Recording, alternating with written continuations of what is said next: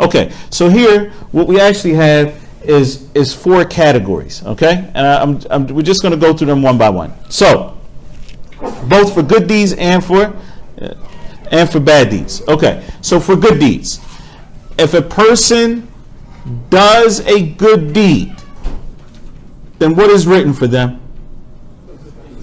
It's written for them that deed 10 to 700 times. We got it? So that's number 1.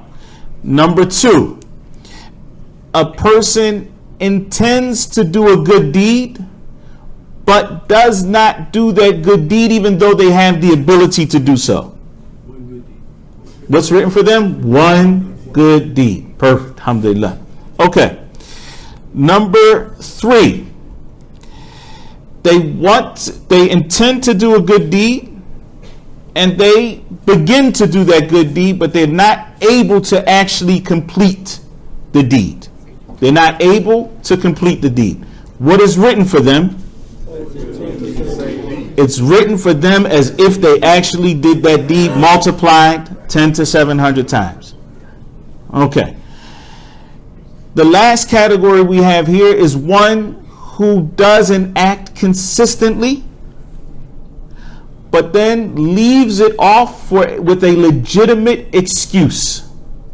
They leave that action with a legitimate excuse, such as travel or sickness. What is written for them? As if they did the deed in totality, completely. 10 to 700. You see see Allah subhanahu wa ta'ala's mercy. You see His grace. Subhanallah. Okay? So we got that. Now, let's look at bad deeds. Because if we understand those categories, it just makes life easier. A person actually does a bad deed. What is written down? What is recorded? Bad deed. Multiplied 10 to 700 times? No. Okay.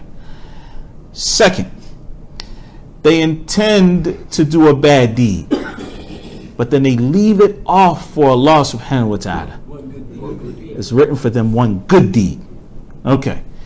They intend to do a bad deed, but they're not able to do it. They try to, but they're not able to complete that bad deed. What is written for them? 1 bad deed. As if they actually did it. The guy wants to go to the bar, he wants to go to the nightclub, and he's headed there and it gets a flat tire. Yeah, it's closed. It's written for him. Now, there's no judicial consequences to this. Meaning that, say a person wanted to commit adultery and they really tried to just, whatever. The lady traveled and khalas, he never saw her again. But he really wanted to. Was prepared. Now, if actually something happened, there's consequences to fornication and adultery, judicial consequences, and under the law. If a person in this scenario, even though it's written for him as a bad deed, there's no judicial consequences for that in this life. Type. The last category is a person who intends to do a bad deed and then they leave it for other than Allah.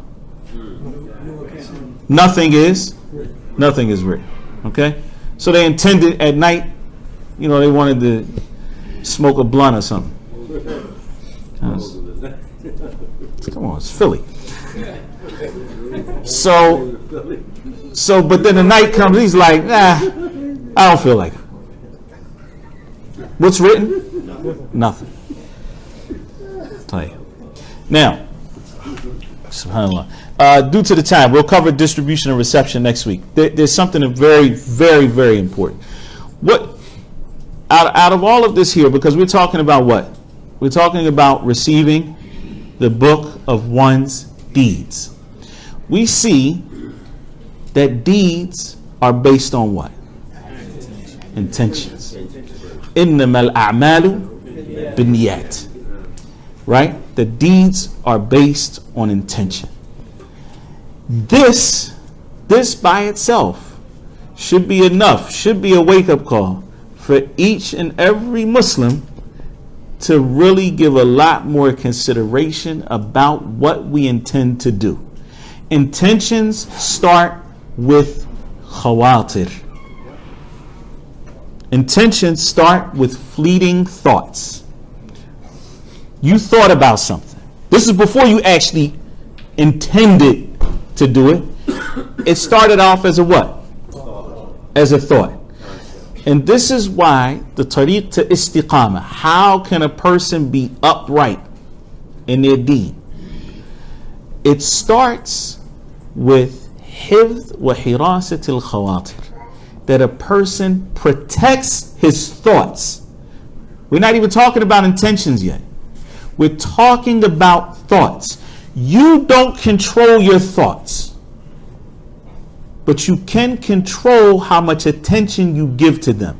You can control yourself from allowing your thoughts to run wild. You can control yourself from allowing thoughts to turn into decisions and intentions. So you might have saw something while you were walking down the street, caught your eye. A thought came to your mind. Okay, you might not be able to control that.